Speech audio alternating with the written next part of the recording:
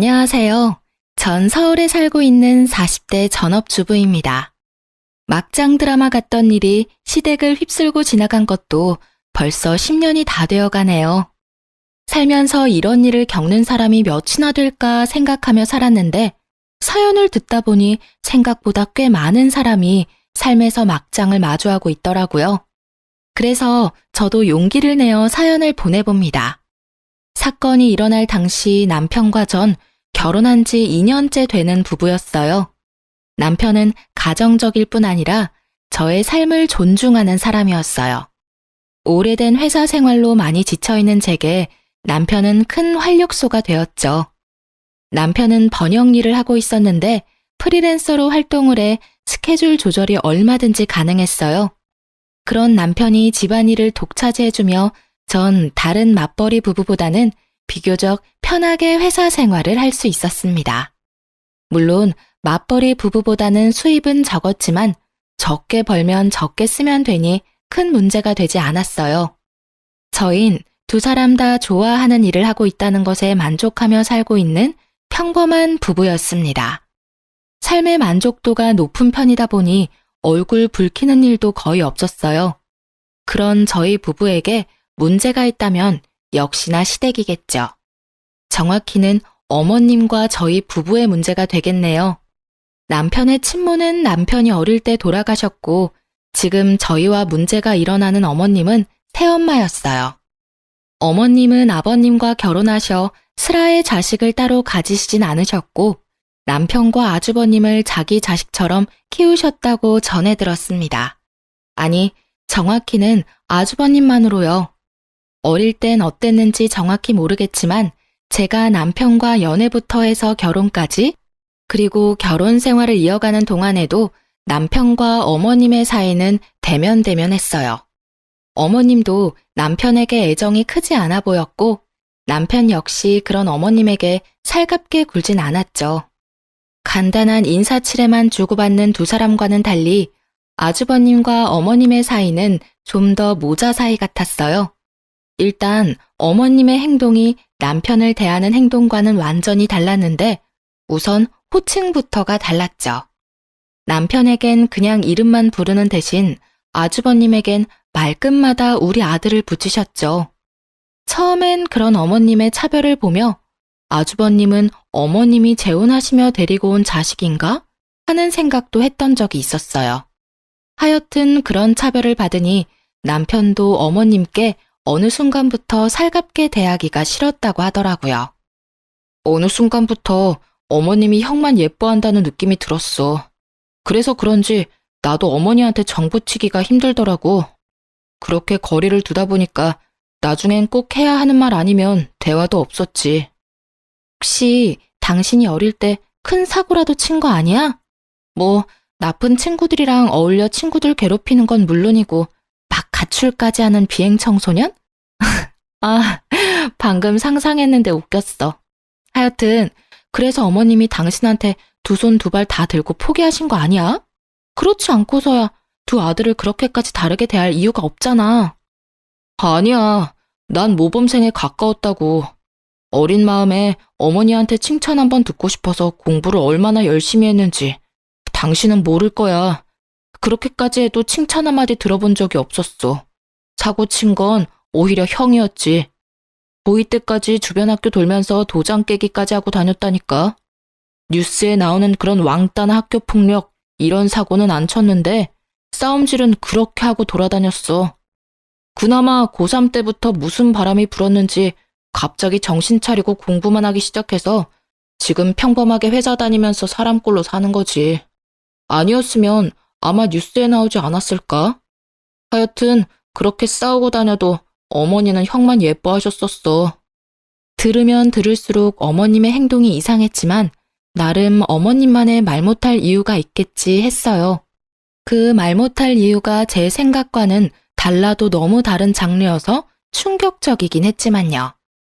어머님과 남편의 사이가 이렇다 보니 당연히 저에게도 큰 관심이 없으시겠지 하고 생각했어요. 하지만 현실은 오히려 그 반대더라고요. 어머님은 남편에게 받지 못한 효도를 저에게만큼은 받고 싶으신 건지 저를 들들 볶기 시작하셨어요. 예, 한 집안의 며느리가 됐으면 집안 어른들께 아침 저녁으로 인사차 전화라도 해야 하는 거 아니니? 내가 아침 저녁으로 얼굴 비추라는 것도 아니고 너 편하라고 전화로 대신해 준다는데 그게 뭐가 그렇게 힘이 든다고 전화 한 통이 없는 거니? 꼭 이 다 늙은 노인네가 너한테 전화해서 이런 소리까지 해야 하나 이 말이다. 아침 저녁으로요? 그래, 왜? 싫으냐? 넌 밤새 노인네들이 무사한지 궁금하지도 않은 게야? 밤새 일이 있어봤자 얼마나 큰일이 있다고.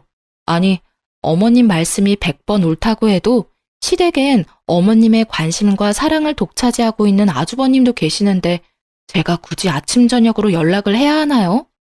전 고민할 필요도 없는 고민을 하느라 대답할 타이밍을 놓쳤고 어머님은 재빠르게 다음 요구사항을 내놓고 계셨죠.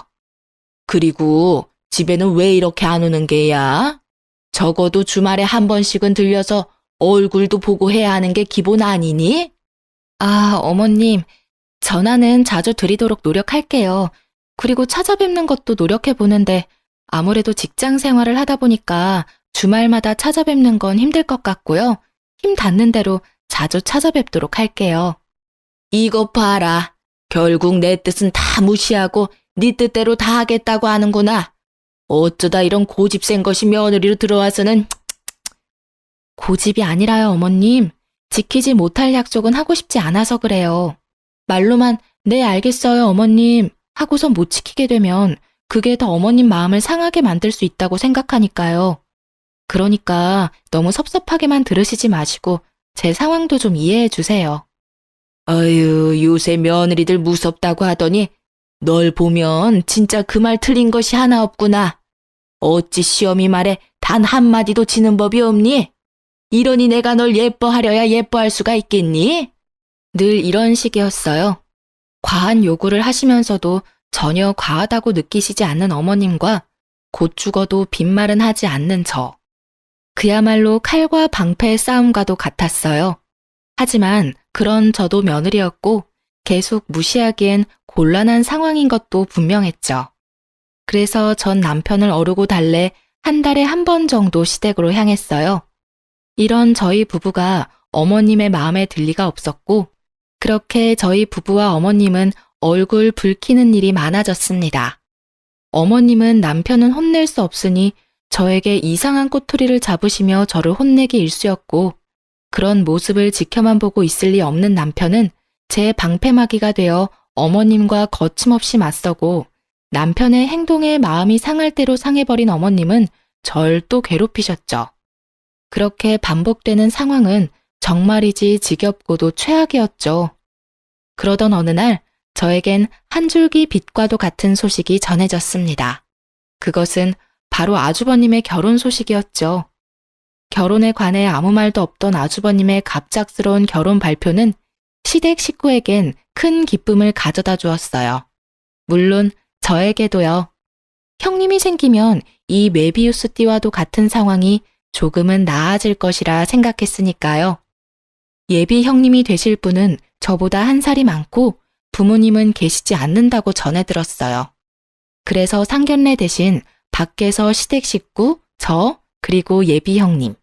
이렇게 간단한 식사로 상견례를 대신한다고 전해 들었죠.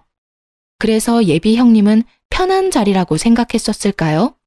약속 장소로 나간 저는 경악을 금치 못했습니다. 예비 형님은 제 입이 다 벌어지게 시원한 차림으로 약속 장소에 나타나시더군요. 형님은 눈을 어디에다 두어야 할지 알 수 없는 깊이 파인 끈 민소매에 아주 짧은 반바지를 입고 있었어요.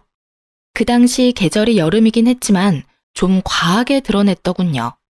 저요, 그렇게 고지식한 사람 아닙니다. 저도 숨쉬기도 힘든 날씨엔 민소매도 입고 짧은 반바지도 입어요. 그런데 상견례를 대신하는 자리에 그런 차림은 아니지 않나요? 전 별것도 아닌 것에 내가 너무 오바해서 생각하나 하는 마음에 식구들의 눈치를 살피니 모두 저와 같은 생각인지 표정이 어둡더라고요. 단 한 사람, 어머님만 빼고요. 어머, 우리 맏며느리가 될 아가씨는 더위를 많이 타나 보구나.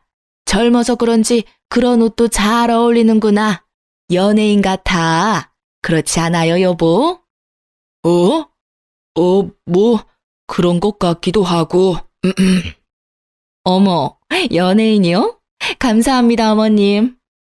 식사 나오기도 전 파혼 이야기가 나올 수도 있겠다는 제 예상과는 달리 어머님은 진심으로 형님을 마음에 들어 하시더라고요.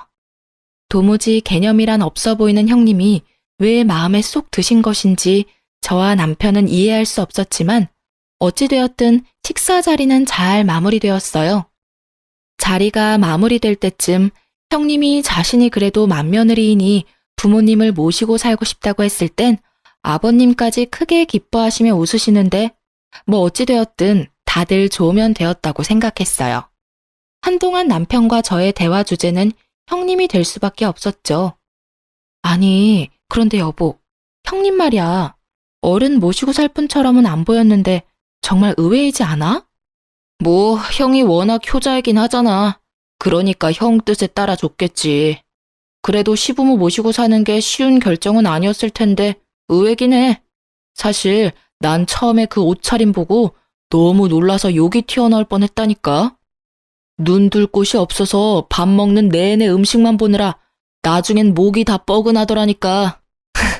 맞아. 당신 계속 고개 숙이고 밥만 먹었잖아. 나 그때 웃겨 죽는 줄 알았어. 당신은 웃겼지? 난 진짜 아팠어. 어쨌든 다 좋다니 됐지 뭐. 행복하게 잘 살았으면 좋겠다. 그러니까. 제발 이제 나한테 관심 좀 줄이셨으면 좋겠어. 형님도 계시니까 좀 나아지시겠지?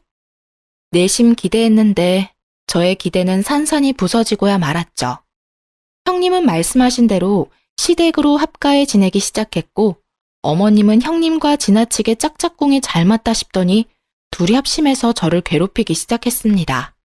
가끔 시댁에 혼자 가는 날이면 두 사람은 소파에 엉덩이를 딱 붙이고 앉아 입으로 저를 부려먹기 시작하는데 속이 부글부글 끓더라고요.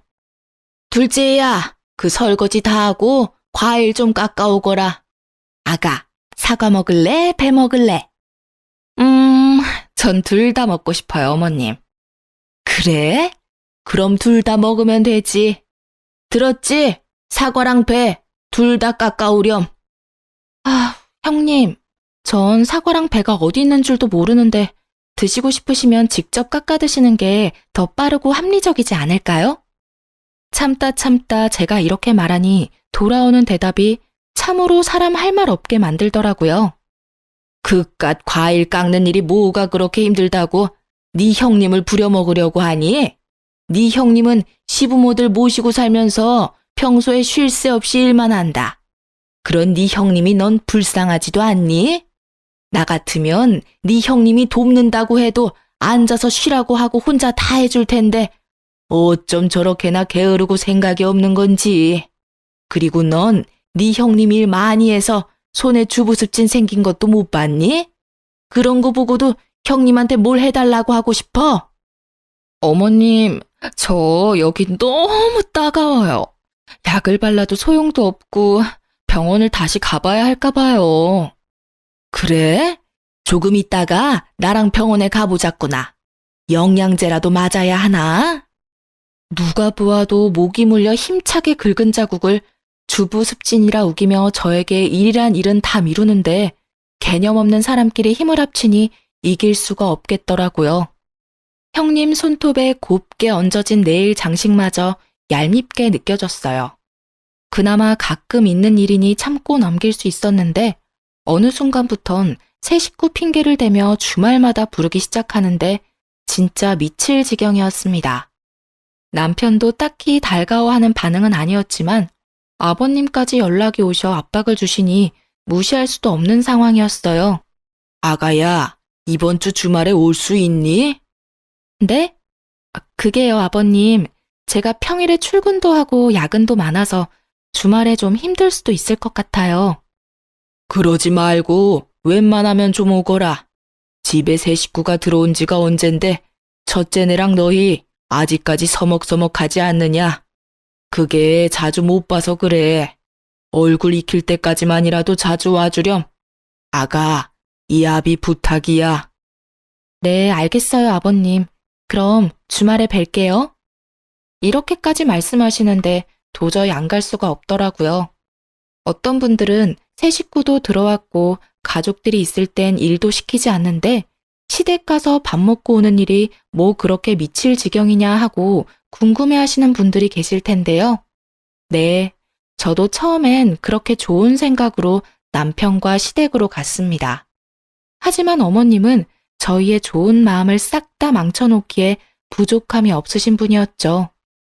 제가 다 만든 음식을 형님에게 간을 보라고 시키시곤 마치 형님이 한 음식처럼 아버님께 드리는 건 약과였고 남편과 제 앞엔 나물, 김치 반찬만 밀어주시고 고기를 비롯한 각종 메인 음식은 나머지 식구들 앞에 몰아놓고 드시더라고요.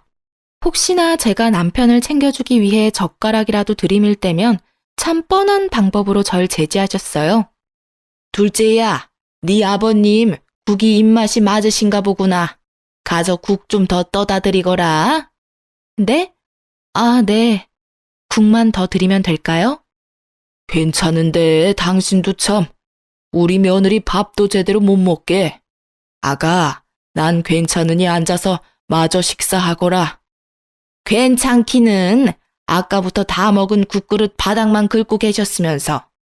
오늘 국이 맛있긴 하죠? 그거 당신 맏며느리가 특별히 신경 써서 끓인 거예요. 그러니 한 그릇 더 하세요.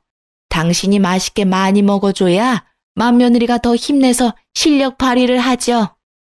그게 또 그렇게 되는 건가? 그럼 한 그릇 더 먹어야지. 아가, 미안하지만 한 그릇 더 부탁하마. 이런 상황이 반복되니 알겠더라고요. 어머님은 저와 남편을 그냥 무시하는 것도 아니고 개무시를 한다는 사실을요. 그렇지 않아도 사이가 좋지 않았던 어머님과 저희 부부 사이는 아주버님의 결혼과 동시에 더욱 나빠지기 시작했어요. 어머님의 시집살이도 힘들었는데 거기다 형님까지 보태고 나서니 사이는 더욱 나빠지고 전 더 힘들어졌어요. 그래도 남편은 키워주신 정을 생각해서 참아보려고 노력하더군요. 그런 아들의 노력을 아시는 건지 모르시는 건지 어머님은 생전 남편에게 하지 않던 전화까지 해대시며 남편의 속을 긁기 시작했어요. 저와 남편은 정말 미치겠단 말이 딱 맞을 정도로 스트레스를 받기 시작했고 남편은 휴대전화가 울리기만 해도 미간을 찌푸릴 만큼 예민해졌고 전 머리카락이 우수수 빠지기 시작하더니 30대 초반의 나이에 원형 탈모가 생기고 말았습니다. 그리고 결국 남편은 어머님의 전화 공격에 폭발해버리고야 말았어요. 예, 넌 그렇게 집에 오기가 싫으니? 네? 다짜고짜 전화하셔서 그게 무슨 말씀이세요? 무슨 말씀? 진짜 몰라서 묻는 게야? 너 어쩌다 집에라도 오는 날이면 도살장 끌려오는 소새끼 마냥 인상은 잔뜩 찌푸려서는 말도 한마디 하지 않고 묻는 말에 대답이나 하다 가지 않니? 그렇게 오기 싫었으면 오지를 말든가. 이왕 왔으면 네 형처럼 살갑게 좀 굴다가 갈 수는 없는 거니? 요즘 심심하세요? 뭐? 요즘 심심하시냐고요. 그렇지 않고서야 왜 갑자기 제 표정에 관심을 다 보이세요? 이때껏 제가 울든 웃든 관심도 없으셨잖아요. 그리고 살갑게라는 단어를 입에 올리실 거면 최소한 먹는 거로 차별은 하지 마시고 그 단어를 사용하셔야 하지 않을까요? 저랑 집사람 앞에는 풀떼기만 가득하고 어머니께서 생각하시는 어머니 식구들 앞엔 그야말로 진수성찬. 그런 꼴을 당하는데 어머니 같으면 웃음이 나오나요? 그 밥상 엎어버리고 싶은 거 어머니가 아끼는 그 세 식구 때문에 겨우 참아드린 줄이나 아세요. 너 지금 밥상을 엎어버린다고 했니? 엄마한테 그게 할 말이야? 내가 아무리 네 친엄마가 아니라지만 내가 널 끼고 키운 게 몇십 년인데 어떻게 그런 말을 아무렇지도 않게 할 수가 있니? 내가 이런 꼴이나 보려고 널 지극정성을 다해 키운 줄 아니?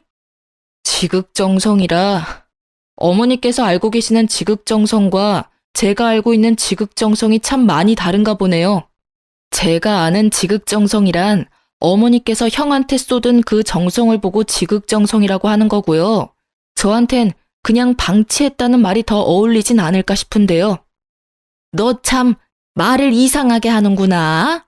아주 이상한 오해를 하고 있는 것 같아서 하는 말인데, 난 누가 뭐래도 너희 형제 차별 없이 똑같은 마음으로 똑같이 사랑하며 키웠다. 너희 둘 다 내가 낳진 않았지만 마음으로 낳은 자식인 건 같은데 내가 왜 두 아들을 차별 두며 키우겠어? 그러니까요. 저도 그게 참 이해가 되지 않긴 한데 어머니는 그 이해되지 않는 행동을 참 꾸준히 하시더라고요. 이참에 도대체 왜 그렇게 저한텐 모질게 대하셨는지 이유라도 떠오르시면 꼭 이야기해 주시고요. 끊기 전에 마지막으로 한 말씀만 드릴게요. 저요, 어머니께서 저한테 차별하시든 무관심을 주시든 아무 상관없거든요. 그런데 제 집사람한테도 그런 식으로 대하는 거 저 못 참습니다. 그런 취급이나 받으라고 저한테 시집 오라고 한 거 아니고요. 그런 취급 받을 사람도 아니고요. 그러니까 한 번만 더 형수님이랑 집사람 차별해서 대하시면 저 다신 그 집 안 갈 거니까 그런 줄 아시고 들어가세요. 이만 끊겠습니다. 남편은 언성을 높이며 폭발해버렸고 전 그런 남편이 참 고맙고 멋있으면서도 불안했어요. 남편에게 한 소리를 들은 어머님이 절대 그냥 넘어가실 리가 없기 때문이었죠. 아니나 다를까 말을 어떻게 전하신 건지 크게 화가 나신 아버님께서 전화하셨고 그날 남편은 아버님과도 언성을 높이고야 말았습니다. 도대체 무슨 말을 했길래 네 엄마가 저렇게 서럽게 울어? 다 들으셨으면서 뭘 또 물으세요? 다 들었더라도 네 상황은 또 다를 수도 있는 거 아니냐? 그러니 말해봐. 도대체 네 엄마랑 왜 그렇게 싸웠는지 말이다. 이때껏 잘 참던 네가 이번엔 참지 않은 데엔 그럴 만한 이유가 있을 거 아니냐? 제가 말씀드리면 믿기는 하실 거예요? 아버진 늘 제가 무슨 말을 해도 어머니 편이셨잖아요. 네가 나이가 몇 살인데 네 편 내 편을 따지는 게야? 제가 오죽하면 이 나이 먹고 편을 따지겠어요. 하긴 이런 생각은 애초에 하시는 분이 아닌데 제가 괜한 어리광을 부렸네요. 그런데요, 아버지, 제가 처음부터 이랬을까요? 그리고 처음부터 참기만 했을까요? 저도요, 말도 해보고 때도 써보고 울기도 해봤는데 아무도 제 이야기는 들으려고 하지도 않으시니까 입을 닫았던 거예요. 그러다 보니 지금 같은 순간에도 하고 싶은 말이 없는 거고요. 아휴, 이 녀석아, 나도 다 알고 있다. 네 엄마가 너보다 네 형에게 더 관심을 쏟고 있는 거. 그건 너도 알다시피 네 형이 장남이기도 하고 워낙 살갑게 구니 그런 것이 아니냐. 그러니 너도 지금부터라도 네 엄마한테 마음을 좀 열고 살갑게 굴면 얼마나 좋아. 또 제 잘못이죠. 어머니는 저한테 마음을 활짝 열고 잘 대해주시는데 제가 마음이 꼬일 대로 꼬여버려서 어머니한테 배은망덕하게 굴고 있었네요. 죄송합니다. 어머니께도 둘째 아들이 죄송하게 생각한다고 전해주세요. 그리고 한동안은 찾아뵙지 못할 것 같습니다. 어머님도 저 보고 싶지 않으실 것 같고요. 뭐야? 지금 부모랑 인연이라도 끊겠다는 그 말인 거야? 그런 뜻으로 드린 말씀은 아닌데 그러고 싶으시다면 그래도 상관은 없어요. 그럼 바빠서 이만 끊겠습니다. 똑 닮은 부자의 한 치의 양보도 없는 전쟁은 결국 이렇게 끝이 나고야 말았어요.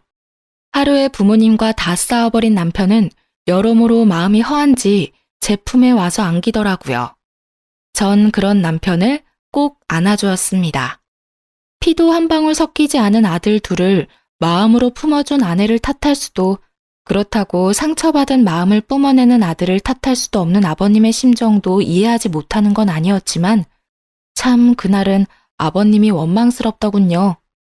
제 품에 안긴 남편은 이윽고 눈물을 흘렸고 그날 밤 저흰 함께 한참을 울었어요.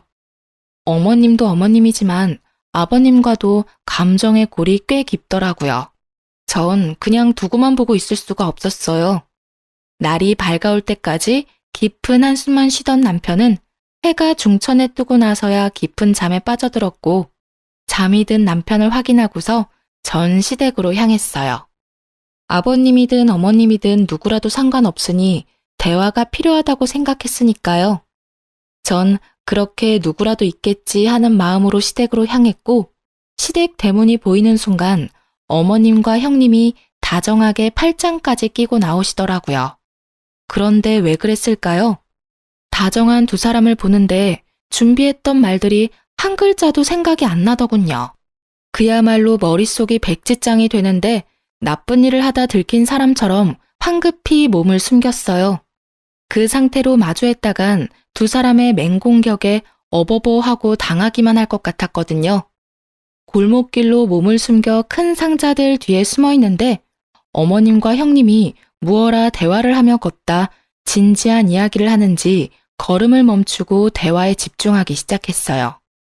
짧은 시간에 순간적으로 숨었던 터라 두 사람과의 거리가 꽤 가까웠고 지은 죄도 없는데 왜인지 들키면 절대 안 된다는 생각이 들며 몸을 잔뜩 웅크리던 그때였어요. 충격적인 대화 내용에 두 손으로 입을 틀어막아 버렸습니다. 얼마 후 둘은 멀리 사라져갔고 저는 온몸이 굳어버리고 말았죠. 전 일단 비어있는 시댁에 들렸다가 집으로 향했어요. 그리고 남편과 꽤 긴 시간 진지하게 대화를 했습니다. 제가 들은 모든 이야기를 남편에게 더하지도 빼지도 않고 말하려 애썼고 제 이야기를 다 들은 남편은 일단 기다려보라며 제가 시댁에서 가지고 온 물건을 가지고 나가더군요. 그렇게 시간은 흘러 주말이 되었습니다. 남편은 잔뜩 굳은 얼굴로 말하더라고요. 옷 입어, 나가자. 전 드디어 그날이 왔구나 했습니다. 남편은 외출 채비를 마친 저를 데리고 시댁으로 향했어요. 시댁엔 여느 주말과 다름없이 온 가족이 다 모여 있었죠. 다른 것이 있다면 굳은 표정의 아버님과 그런 아버님의 눈치를 살피는 아주버님이었어요. 어머님과 형님은 이런 무거운 분위기 속에서도 뭐가 그리도 좋은지 봄날에 머리에 꽃 하나 꽂은 미친 여자들처럼 하하호호 신나 있더라고요. 한 치 앞도 보지 못하는 그 해맑음에 절로 혀끝이 차지더군요. 저희 부부가 집 안으로 들어서자 아버님은 가족 모두를 한자리로 모았고 그제야 저희를 발견한 어머님과 형님은 입을 삐죽이며 저희 맞은편에 앉았어요. 왔구나. 앉거라. 다들 여기 모여봐. 쟤들은 또 왜 왔대요? 당신이 불렀어요? 나 아직 둘째네 보고 싶지 않다고 했잖아요. 당신이 아무리 이런 자리 만들어도 내 마음 풀리지 않는다고요. 둘째 제가 나한테 어떻게 했는지 다 말했잖아요. 어머님은 불만 가득한 목소리로 따지듯이 아버님을 향해 쏘아붙였고 아버님은 더는 참을 수 없다는 듯 주먹으로 바닥을 내리치시며 말씀하셨어요. 그만! 그 입 좀 다물어. 분위기 파악이 그렇게나 안 되는 거야? 아니 여보. 왜 그래요? 무슨 일이 있어요? 그러게요 아버님. 무서워요. 너도 그 입 다물거라. 지금은 두 사람 목소리조차도 듣고 싶지 않으니. 화를 꾸역꾸역 참고 계시는 아버님은 남편을 바라보셨고 그런 아버님의 눈빛을 읽은 남편은 아까부터 품에 꼭 끼고 있던 서류 봉투를 내밀었습니다. 그 서류 봉투엔 유전자 정보 연구라고 적혀 있었고 서류 봉투를 유심히 보던 어머님과 형님은 얼굴이 새파랗게 질려가기 시작했어요. 그래요. 제가 두 사람을 피해 박스 뒤로 몸을 숨긴 날 제가 들은 충격적인 대화는 이러했습니다. 그러면 그 방해꾼은 이제 완전 나가리 된 거야, 엄마? 그게 그렇게 쉬운 줄 알아? 보채지 말고 기다려. 뭐든 다 순서가 있는 거야. 그래도 이제 거의 다 왔으니까 우리 딸은 즐길 준비나 해. 생각만 해도 너무 좋아. 그 진드기 같은 둘째만 몰아내면 이 집 재산이 다 내 것이 될 수 있다니. 처음에 엄마가 볼 거 하나 없는 남자에다가 엄마 아들이란 남자랑 결혼하라고 했을 땐 우리 엄마가 아주 아프구나 했는데 역시 우리 엄마는 더 큰 그림을 그리고 있었어. 대단하고 존경해 엄마. 내가 생떼 같은 내 새끼인 너 떼놓고 남의 자식을 20년을 넘게 키웠는데 나한텐 땡전 한 푼 안 주고 자기 자식들 앞으로 다 물려준다니 그 꼴은 내가 못 보지.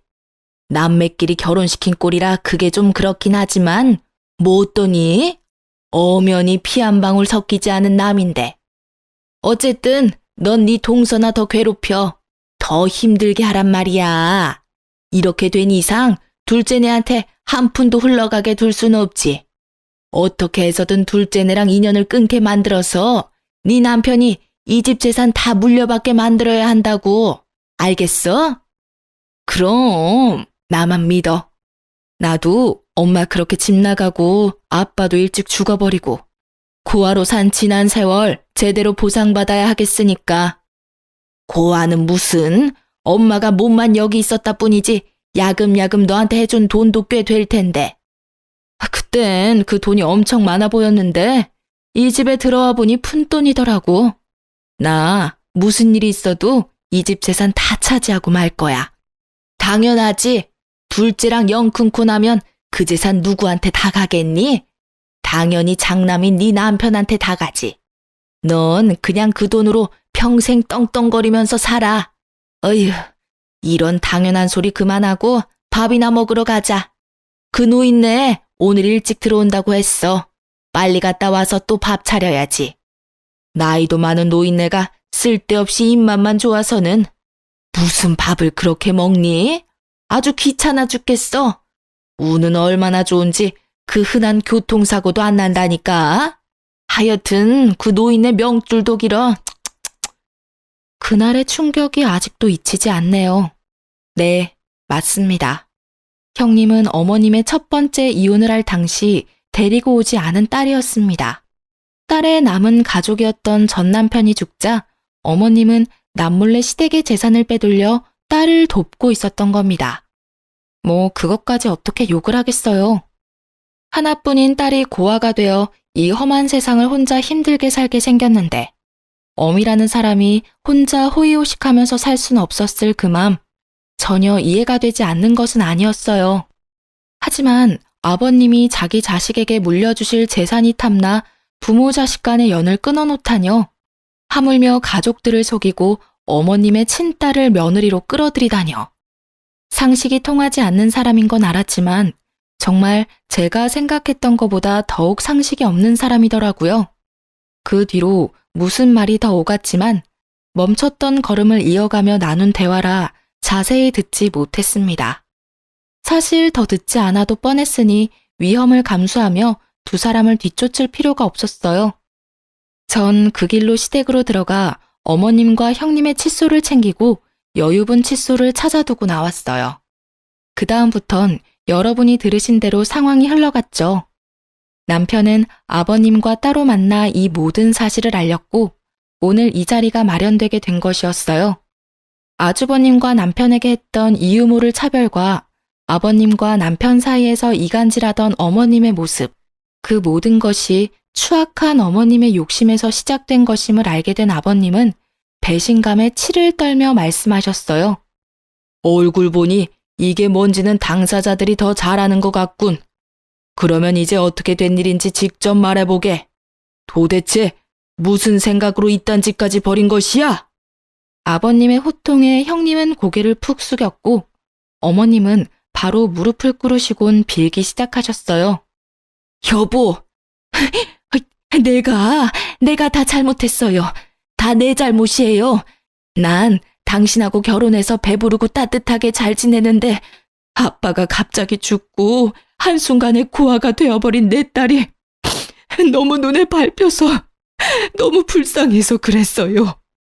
늦었지만 이제라도 제품에 끼고 키우고 싶은데 차마 말할 용기는 없고 그래서 첫째랑 결혼까지 시키게 됐고요. 다른 뜻은 없었어요. 정말이에요. 그저 불쌍해서 그랬어요. 아버님은 그 순간 제가 보내드렸던 녹음 파일을 켜셨고 모녀의 추악한 대화 소리가 온 집을 가득 채웠어요.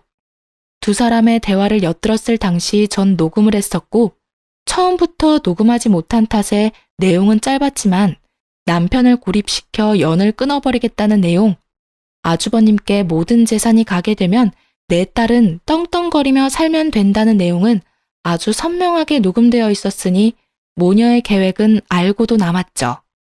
마지막으로 어머님이 혀를 차며 아버님의 명주를 걱정하는 부분에선 어머님과 형님이 동시에 무릎을 꿇고 눈물 콧물 빼며 싹싹 비는데 불쌍하기는커녕 소름이 끼치더라고요. 여보, 나 한 번만 용서해줘요. 내가 진짜 미쳤었나 봐요. 조금 전까지 그저 불쌍해서 그랬다고 하더니 이젠 변명거리도 없는지 그저 잘못했다며 울더군요. 형님은 아주버님께 매달리고 있었고요. 여보, 나 버릴 거 아니지?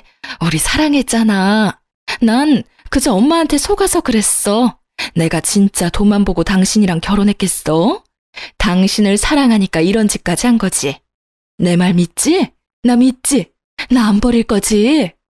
사랑? 네가 지금까지 나한테 한 행동 다 사귀고 기만이야. 내가 이거 소송 걸잖아? 너 그러면 바로 잡혀가. 알고는 있어? 그런 상황에 사랑 타령해 하고 싶어? 사기? 기만? 나 그런 마음도 없었고 그런 거 몰라, 여보. 나한테 그렇게까지 할 거야? 나 사랑하잖아. 아니, 사랑했잖아. 사랑? 비슷한 거 하긴 했지. 근데 지금은 전혀 아니고 지금은 그냥 내 눈앞에서 널 치우고 싶은 마음뿐이야. 그리고 소송 같은 건 안 할 거니까 그 대신 내 눈앞에 다신 네 머리카락 한 올이라도 보일 생각조차 하지 마. 이건 부탁 아니고 협박이니까 잘 새겨듣고. 알겠어? 아주버님의 말을 전혀 알아듣지 못한 형님은 더 거세게 아주버님의 바짓가랑이 붙들며 매달리기 시작했고 아주버님은 거칠게 형님을 밀쳐내셨어요. 어머님과 형님은 더욱 크고 서럽게 울며 싹싹 빌기 시작했고요. 아버님과 아주버님은 그런 두 사람에게 더는 듣고 싶은 말이 없으신지 두 사람을 끌어다 밖으로 쫓아내 버리셨습니다. 그리고 그날 아버님은 눈물까지 보이시며 남편에게 진심을 담은 사과를 전하셨어요. 지훈아, 내가 미안하구나. 내 진작 그 여자가 치훈이 너에게는 유달리 모질다는 것쯤은 알고 있었지만 내가 나서서 무어라 하기는 곤란한 입장이었다. 그래서 그냥 언젠가는 두 사람도 정을 붙일 거라고 했던 게 이 상황을 이렇게까지 만든 것 같아 내가 정말 미안하구나.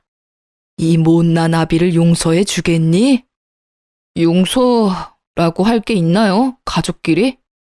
저도 지난번에 버릇없게 굴어서 죄송해요, 아버지. 진심은 아니었으니 마음 푸세요. 그렇게 남편과 아버님은 뜨겁게 화해하게 되었고 계획대로 상황은 마무리되었어요. 저도 뒤늦게 한 사실인데요. 서류 봉투 안엔 아무것도 적힌 것이 없는 A4 용지만 몇 장 들어있더라고요. 유전자 검사라는 것이 생각보다 쉽지 않았다고 하더라고요. 그래서 아버님과 남편은 봉투를 그럴싸하게 만들어 어머님과 형님을 잡을 덫을 만든 것이었다고 하더라고요. 도둑이 제발 저린다고 봉투에 적힌 유전자 3글자를 보는 순간 이 계획은 성공한 것이나 마찬가지였어요. 그렇게 어머님과 형님은 아버님, 아주버님과 이혼을 하셨고 이 막장 드라마와도 같은 상황이 끝난 거라 생각했어요. 하지만 저의 어머님이었던 사람은 정말 뻔뻔하더라고요. 저에게 전화로 하시는 말씀이 그야말로 가관이었습니다. 여보세요? 무슨 일이세요? 아가, 잘 지냈니? 전 덕분에 잘 지내요. 제가 바빠서 그러는데 용건만 말씀해 주시면 안 될까요? 그게 아가야, 네 형님, 그러니까 내 딸이 그렇게 그 집에서 쫓겨나고 나서는 연락도 되지 않는구나. 내가 자기한테 어떻게 했는데 어떻게 그 애가 나한테 이럴 수가 있는지. 에휴. 그래서요? 하소연이나 하시려고 전화하신 거예요? 그래서 말이다. 아가, 내가 갈 데가 마땅치가 않아. 내가 갈 곳이 생길 때까지만 너희 집에서 좀 지내면 안 되겠니? 네? 뭐라고요? 지금 저희 집에서 사시겠단 이 말씀이세요? 그래, 그동안의 정이란 게 있지 않니? 그래도 내가 네 남편을 무려 20년 넘는 세월을 키운 사람인데 그 정도는 해줄 수 있는 거 아니니? 내가 평생 같이 살자고 하는 것도 아니고 나도 그 정도 양심은 있단다. 그저 갈 곳이 정해질 동안만 신세 좀 지잡구나. 순간 이 여자가 드디어 정신줄을 놓고 미쳐버렸다는 생각이 들더군요. 그렇지 않고서야 어떻게 이런 말을 이토록 뻔뻔하게도 할 수가 있는지 전 도대체 이해되지 않았으니까요. 저는 터져나오는 실수를 참지 않고 말했어요. 어머님, 아니 아줌마 잘 들어요? 제가 아줌마 딸도 아니고 며느리도 아닌데 왜 아줌마를 제가 모셔야 하죠? 잊고 계시는가 본데 우리 엄연한 남이에요. 참 뻔뻔하시기도 하네요. 그이한테 아줌마가 어떤 행동을 했는지 잊으셨어요? 재산에 눈멀어서 가족 간에 영까지 끊어놓으시려고 했다고요. 그렇게까지 하셔놓고 오갈 곳 없으니 저희 집으로 오시겠다고요? 꿈도 참 야무지네요. 그리고 아버님이 돈 좀 드린 걸로 아는데 그 돈은 어떡하시고 이러시는데요? 많진 않아도 그 돈으로 사실 곳 정도는 충분히 얻으실 텐데요. 아줌마? 너 지금 말 다 했니? 내가 너 이러니까 예뻐할 수가 없었던 게야. 그리고 다 지난 얘기 지금 다시 끄집어낸다고 달라지는 게 있니? 넌 어쩜 애가 한결같이 독하니? 나 같으면 이런 처지가 된 내가 불쌍해서 먼저 나서서 모신다고 했을 텐데. 넌 모신다고 하기는커녕 뭐? 아줌마? 네, 아줌마. 그래요.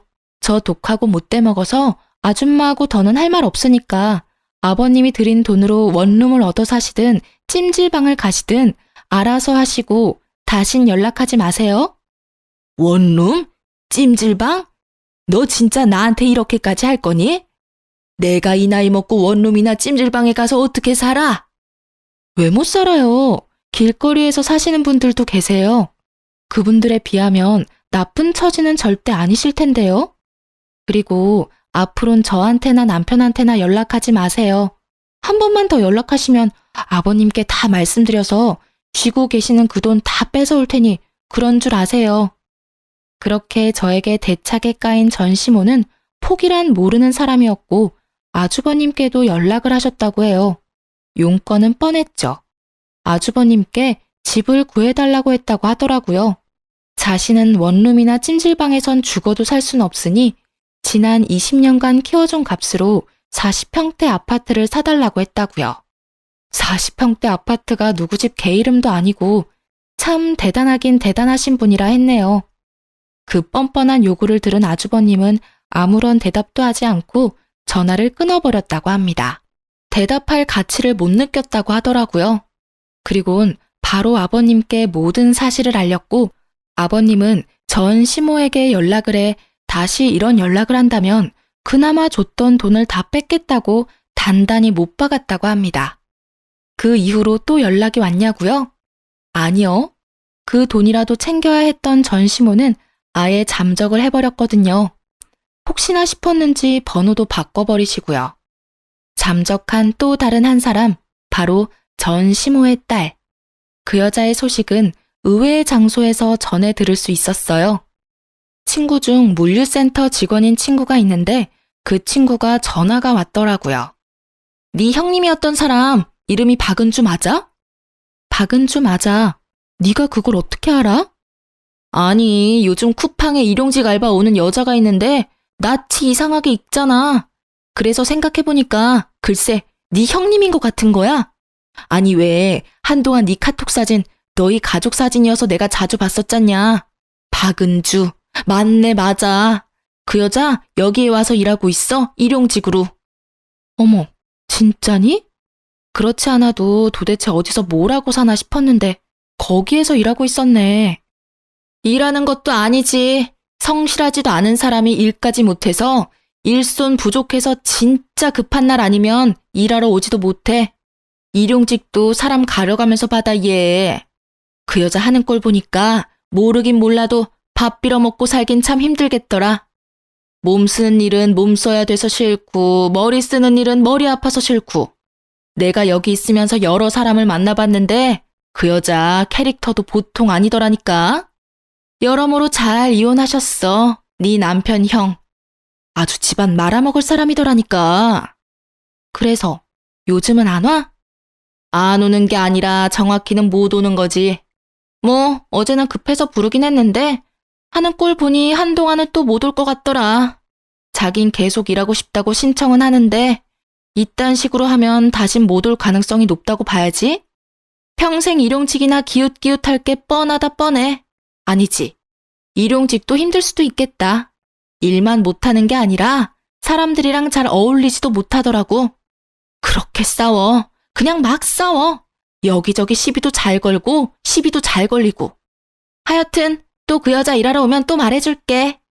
친구 말을 들어보니 아직 정신 차리려면 멀었다고 생각했네요.